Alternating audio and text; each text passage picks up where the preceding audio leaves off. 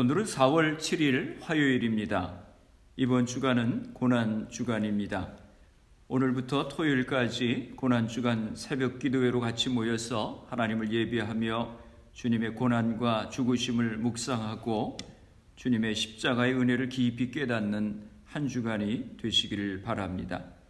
이제 다 함께 사도신경을 고백하심으로 새벽 기도회를 시작하겠습니다.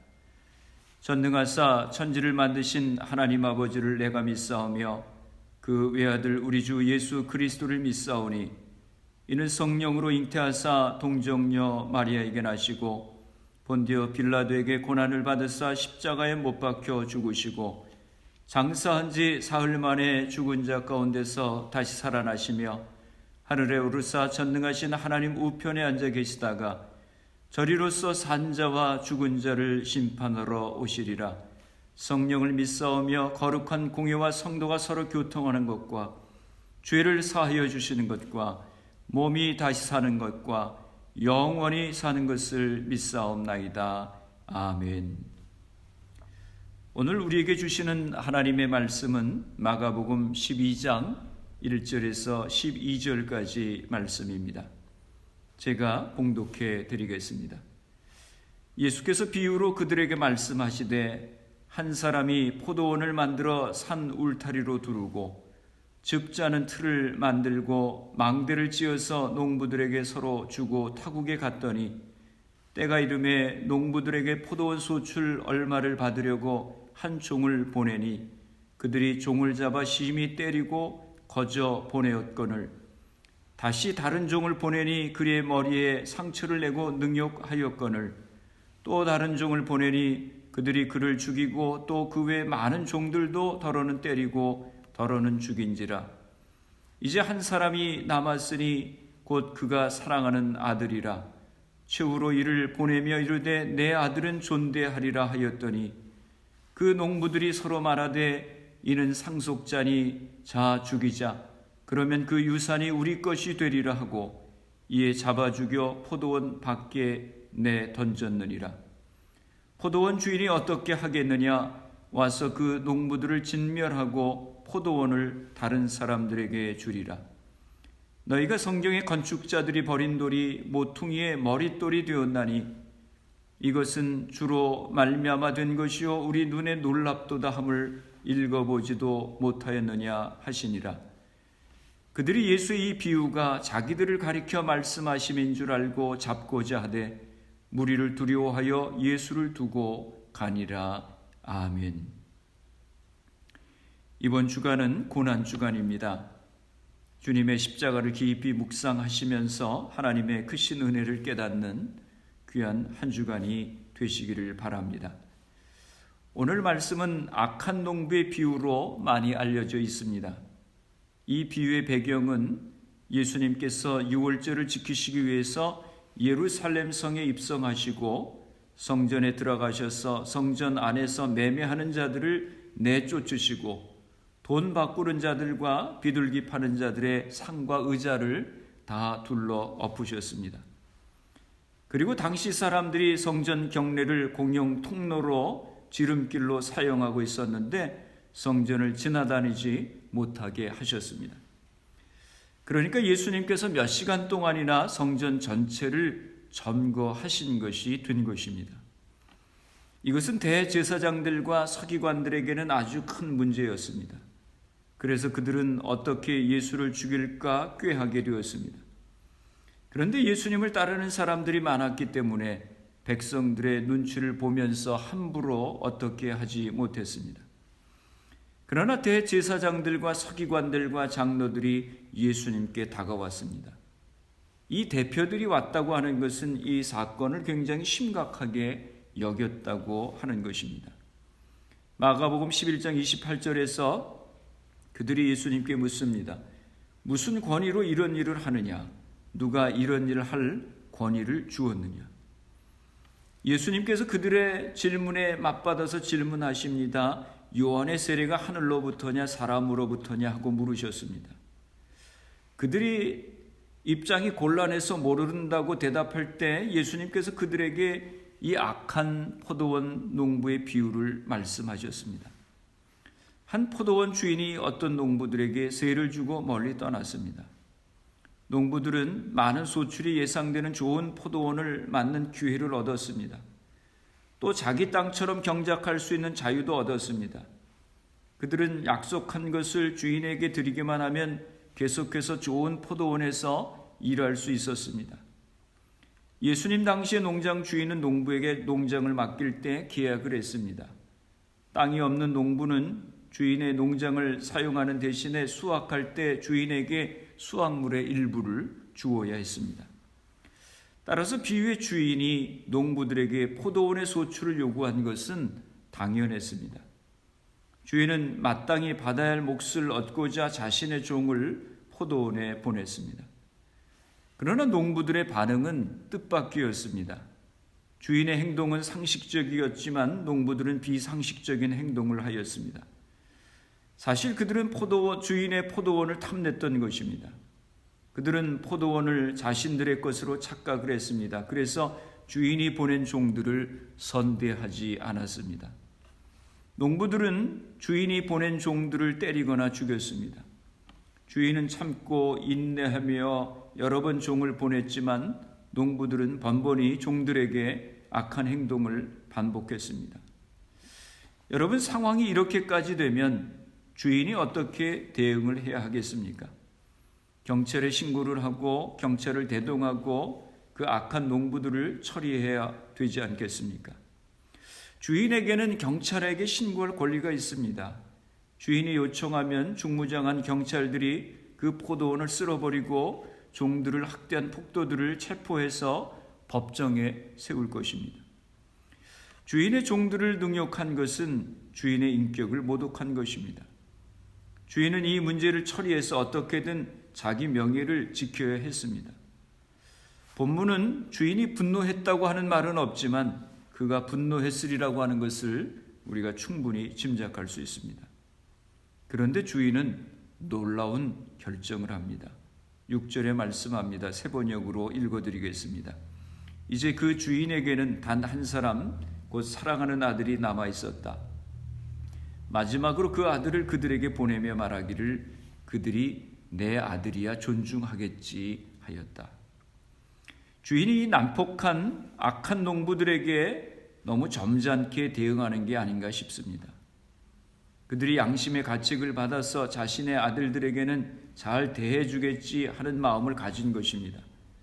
그래서 경찰을 대동해서 아들을 보낸 것이 아니라 그저 아들 혼자만 그 악한 농부들에게 보냈습니다. 아들이 어떻게 됐습니까? 7절, 8절입니다. 그러나 그 농부들은 서로 말하였다. 이 사람은 상속자다. 그를 죽여버리자.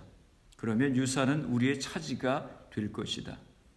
그러면서 그들은 그를 잡아서 죽이고 포도원 바깥에다가 내던졌다라고 말씀합니다. 악한 농부들은 주인의 아들을 포도원 밖으로 끌어내서 죽였습니다.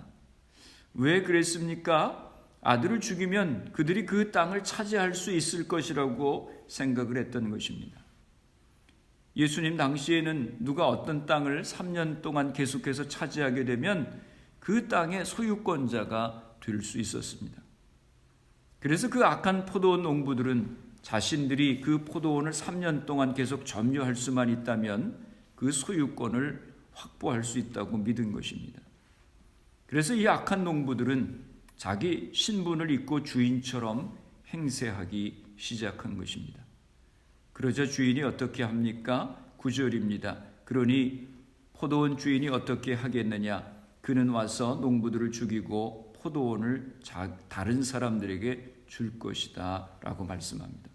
포도원 주인이 악한 농부들을 심판합니다. 포도원 주인은 하나님이십니다. 그리고 포도원 주인의 아들은 예수님이십니다. 악한 농부들은 누구입니까? 12절에 말씀합니다. 그들은 이 비유가 자기들을 겨냥하여 하신 말씀인 줄을 알아차리고 예수를 잡으려고 하였다. 그러나 그들은 무리를 두려워하여 예수를 그대로 두고 떠나갔다. 악한 농부들은 예수님 당시의 대제사장들, 서기관들, 장로들이었습니다. 이 비유의 말씀을 들은 당시 유대 종교 지도자들은 이 비유가 자기들을 가리켜 말씀하시는 것임을 알아차리고 예수님을 체포할 방도를 모색했습니다. 예수님은 대제사장들과 율법학자들이 그들의 잘못을 분명히 깨달을 수 있는 기회를 주셨지만 그들은 들을 귀가 없었습니다. 그들은 여전히 비유 속의 농부들 같이 자신들이 지금 누리고 있는 모든 것이 그들의 것이라고 생각했습니다.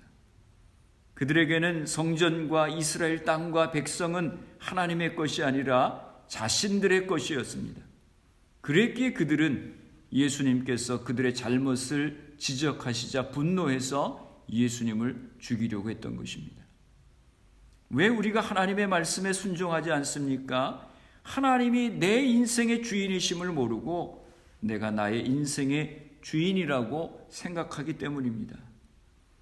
내 생명도, 내 물질도, 내 재능도, 내 자녀도, 내 사업도, 직장도 모두 나의 것이라고 생각하기 때문에 그러기에 내 마음대로 살아가려고 하는 것입니다. 사랑하는 성도 여러분, 우리 인생의 참 주인이 누구십니까? 하나님이십니다. 우리는 모두 주님의 청지기일 뿐인 것입니다. 내 생명도, 내 가족도, 내 직장도, 내 사업도, 나의 은사와 재능도, 건강도 다 하나님의 것입니다. 하나님이 우리의 인생의 주인이신 것입니다. 하나님이 우리 인생의 주인이심을 깨닫지 못하고 내가 주인 행세를 하며 살아가게 되면 하나님의 심판이 우리에게 임하게 되는 것입니다. 고난주간을 지키고 있습니다.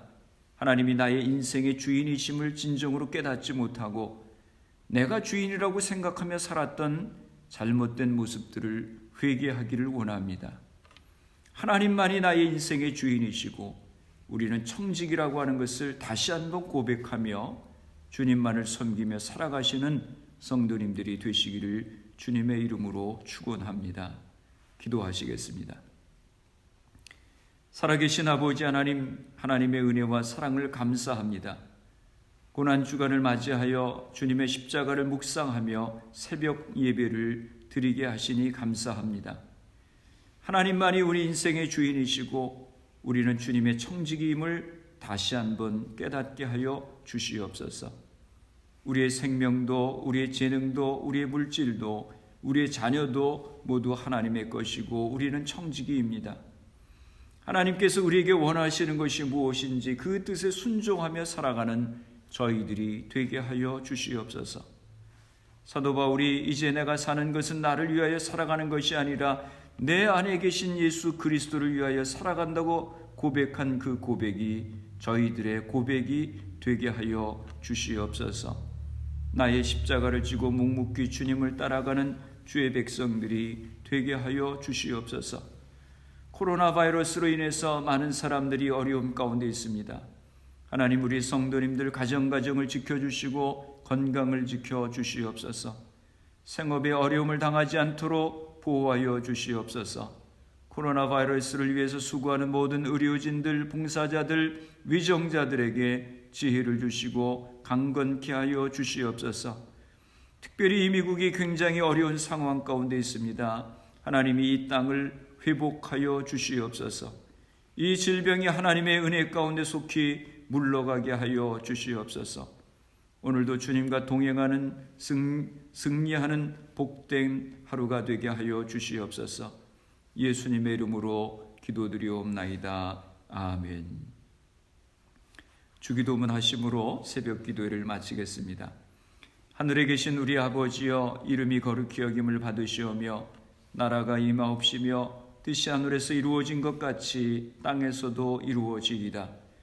오늘 우리에게 일용할 양식을 주시옵고 우리가 우리에게 죄 지은 자를 사하여 준 것 같이 우리 죄를 사하여 주시옵고 우리를 시험에 들게 하지 마시옵고 다만 악에서 구하시옵소서. 나라와 권세와 영광이 아버지께 영원히 있사옵나이다. 아멘. 새벽 예배를 마쳤습니다. 오늘 하루도 주님 안에서 승리하시길 바랍니다. 새벽 예배 후 개인적으로 10분 이상씩 기도하는 시간을 가지시길 바랍니다. 하나님만이 나의 인생의 주인이시고 우리는 청지기임을 기억하며 살아갈 수 있도록 기도하시기 바랍니다. 나를 위하여 주님께서 고난당하시고 멸시천대받으시고 십자가에서 피 흘려 죽으셨습니다. 그 주님의 십자가의 은혜를 감사하며 기도하시기 바랍니다. 말씀의 충만과 성령의 충만함을 위해서 기도하시고 여러분의 가정과 자녀들 위해 기도하시고 교회를 위해서 기도해 주시기 바랍니다. 그리고 코로나 바이러스를 위해서 애쓰는 의료진들, 봉사자들, 위정자들 위해서 기도해 주시고 코로나 바이러스로 희생된 가정들 또 환자들 위해서 기도해 주시길 바랍니다. 특별히 코로나 바이러스로 어려움 가운데 있는 미국을 위해서 기도해 주시기 바랍니다.